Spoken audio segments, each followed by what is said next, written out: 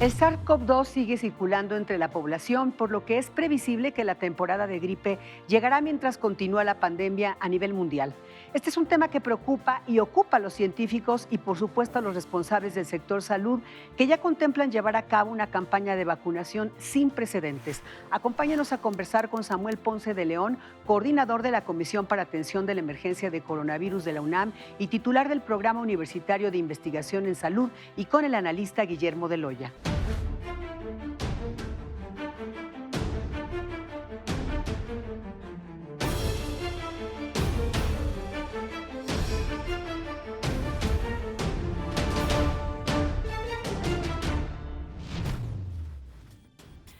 Bienvenidos, doctor Samuel Ponce de León, bienvenido.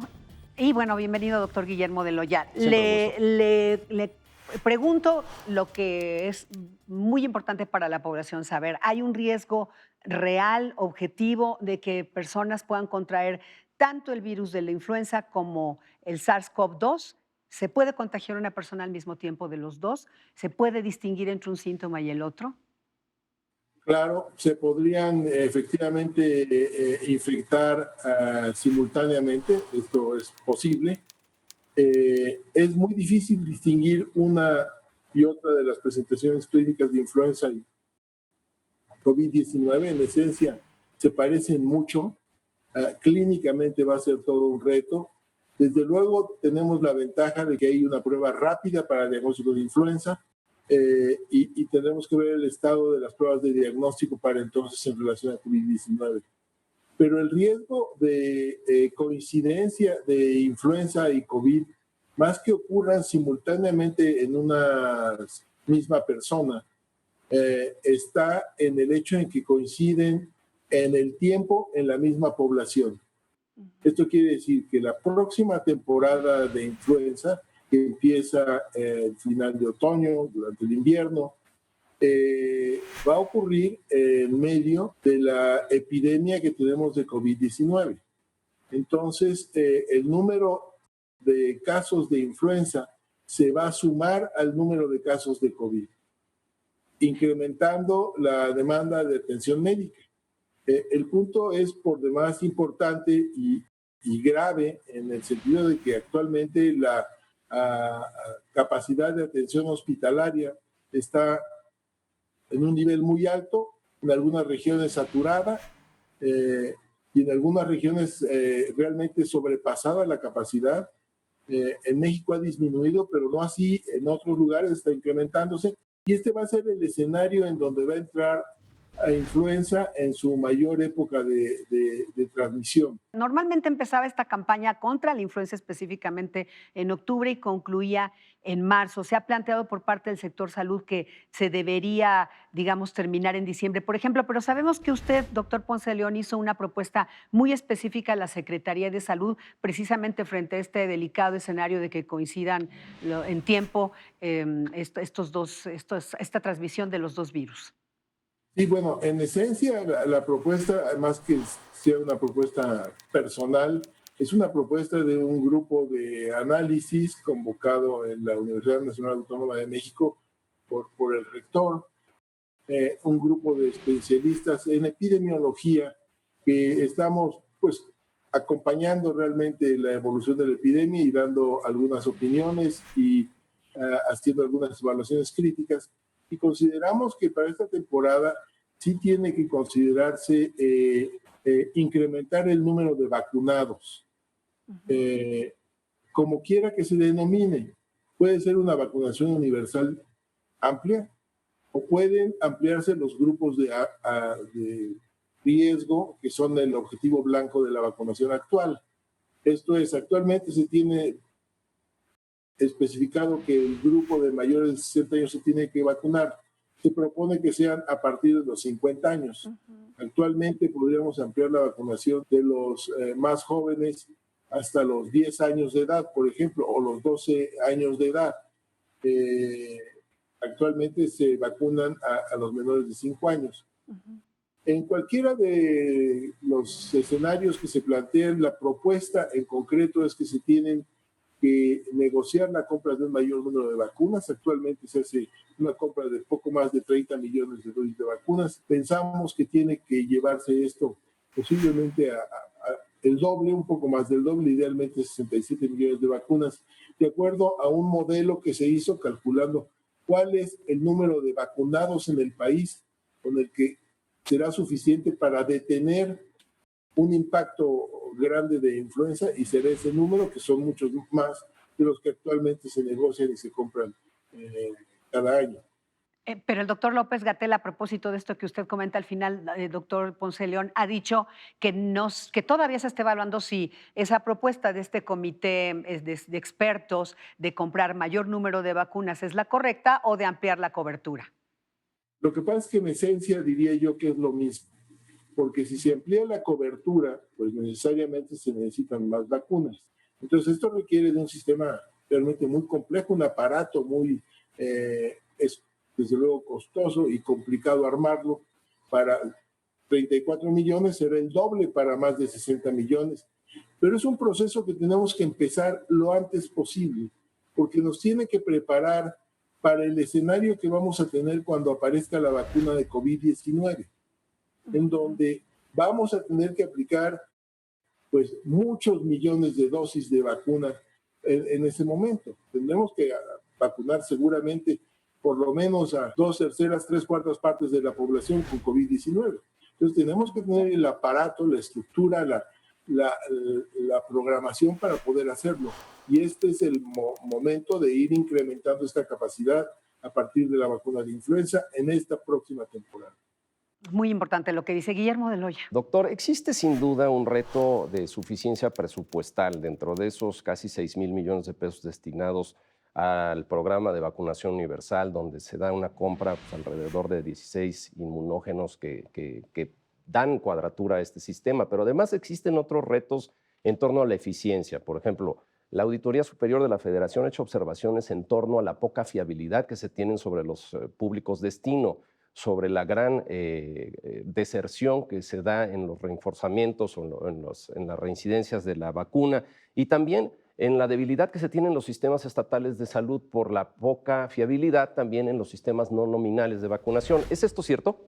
Que es una cuestión presupuestal importante, sí lo es. El objetivo justifica conseguir el dinero que se requiere, desde luego a partir de un préstamo. No sé, yo no soy financiero, no tengo la menor idea, pero sí sé que el objetivo justifica si es necesario obtener un crédito, que los hay. Existen los créditos para este tipo de programas además, claro. y entiendo que con acuerdos que no son tampoco demasiado onerosos. Entonces es el momento, si es necesario de emprender un tema de conseguir créditos para esta vacunación, hay que conseguirlos, porque sí hay que aumentar la compra de vacunas y hay que preparar el sistema para administrarlo de una mejor manera, más eficiente, porque tiene que ir mejorando cada año, de aquí hasta que aparezca COVID, y dejar un gran sistema de aplicación instalado, porque no sabemos qué viene después. Le quiero preguntar algo importante, doctor, porque suponiendo que esta propuesta, que suena bastante sensata, la que hace este comité en el que usted está, digamos que prosperara, ¿qué parte nos corresponde a la ciudadanía? Porque también hay que recordar cómo reaccionaba la gente tan solo a la pura vacuna de la influenza. Algunos iban, otros no iban, en fin. Es difícil por el tema que señala precisamente. Bueno, ¿qué responsabilidad tenemos todos y cada uno de nosotros en relación a vacunas de influenza?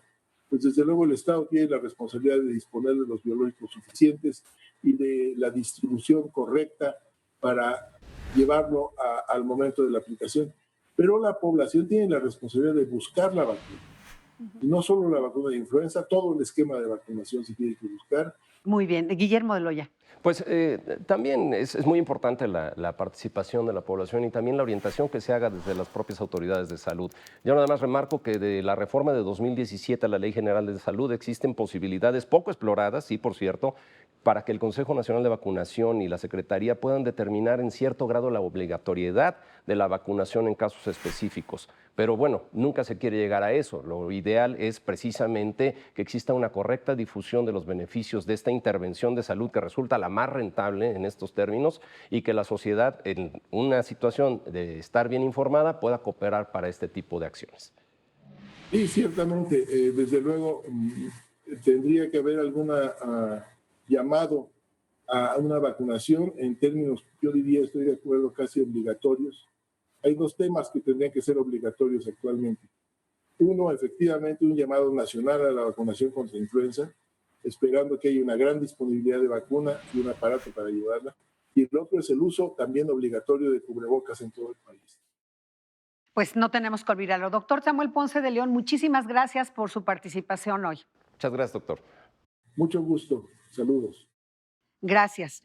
Pues sí, muy importante lo que nos dice esta última parte de los otros virus, además del coronavirus. Fíjate, decían las propias autoridades de salud, han reconocido el doctor Reyes Terán, que es el coordinador de todos los institutos, que por estar atendiendo el coronavirus se dejaron de aplicar otro tipo de vacunas. Entonces, puede haber no solamente la influenza que se junta, que ya nos dijeron abundantemente de qué va, pero imagínate que de pronto surgen otros. El sector salud tiene un desafío enorme. No, y estás hablando, por ejemplo, de difteria, de tétanos, de poliomielitis, de infecciones derivadas de la influenza tipo B, de rotavirus, que son pues básicas dentro del cuadro de vacunación. Pero aquí, insisto, tienes un problema de eficiencia. No tienes confiabilidad dentro de las listas nominales, no tienes un cruce para las bases de datos con el Instituto Mexicano del Seguro Social, no tienes una coordinación con las encuestas poblacionales que te puedan dar la fiabilidad de quienes han tenido la primera vacunación, la segunda, el segundo o el tercer refuerzo. Y finalmente, pues bueno, esto es una cuestión en la cual se tiene que trabajar profundamente. Es una situación que ha estado poco explorada y creo que el gran reto a futuro es abordar la problemática de manera integral. Sí, lo que dices es súper importante. Creo que si algo nos ha enseñado el COVID es a replantear procesos. Esto que comentas, que parece mentira, ojalá estuvieras en la Secretaría de Salud trabajando, ¿verdad? Para que les digas, No. vamos a cruzar este listado para obligar, lo dijo el doctor, obligar a la gente a que se vacune. Además, son gratis por parte del sector salud. Soy doctor, pero ni una gripa te curo. Pero no, ya sé, eres doctor de otra cosa, pero bueno, me refiero a que sí obliga al gobierno federal, a los gobiernos estatales, como bien apuntabas, a replantear sus procedimientos, a imaginarse otras maneras de que la gente se responsabilice. Ellos te ponen ahí la vacuna, pero bueno, tú responsabilízate desde donde estás. Es un enorme desperdicio, Estela. Estás hablando, de prácticamente tirar al suelo una gran cantidad de vacunas cuando hay una enorme tasa de deserción. Si las vacunas como tal, por ejemplo, la Calmet-Guerin, la de antirrotavirus, la pentavalente, no tienen los refuerzos necesarios, es como si no se las hubieran hecho. Y por eso los brotes que hemos visto en algunos círculos de sarampión, y el no hacérsela es por la poca orientación o por no, de alguna manera, tener esa información a la mano en donde se sabe que debe de haber refuerzos hasta en tercera aplicación. Y es dinero tirado a la basura. Es dinero que bien lo comentabas en el término del presupuesto, pues el gobierno, hay que decirlo, también está padeciendo serios problemas de presupuesto por cómo se paralizó la economía, así que es muy importante. Pues nada más puntualizando con estos tweets que podemos ver ahorita en pantalla, Guillermo, cómo ya empezó en Centroamérica esta vacunación contra la influenza, precisamente para que no se les junte todo, ¿no? Coronavirus, influenza, y metan en un problema de verdad que puede ser terrible a la infraestructura hospitalaria y sanitaria de los distintos países. Imagínate, bueno, estamos en esta situación que no sabemos cuándo llega ni ha llegado el pico de la pandemia, pero probablemente y previsiblemente se agrave con los climas menos cálidos y con lo que viene para octubre, noviembre, diciembre, enero, en donde la influenza pues también si confluye con una saturación hospitalaria, que también en muchos de los casos requiere atención de primer y segundo nivel, creo que podría ser un cóctel bastante peligroso para nuestro explosivo, peligroso. Así que qué bueno que están estos comités atentos, que se deje ayudar el doctor López-Gatell, que se deje ayudar por todos esos expertos para que realmente podamos en tiempo y forma enfrentar, como no había ocurrido antes, este tema de la influenza estacional. Y si no se vacunaba, vacúnese, ¿verdad? Porque, insisto, ahí pueden estar y si la gente no va, pues, ¿qué hacemos? Ahora, peor aún, pues bueno, clínicamente pueden coincidir tanto la influenza como el COVID, aun cuando se parezcan muchos, y eso sería un cuadro prácticamente agravado casi insalvable, ¿no? No, tocamos madera, Guillermo, madera. como decimos, vamos a tocar madera. Muchísimas gracias, doctor Muchas Guillermo gracias, de Loya. Estela. Muy Muchas gentil. gracias a usted por acompañarnos en una emisión más de Ruta DN40.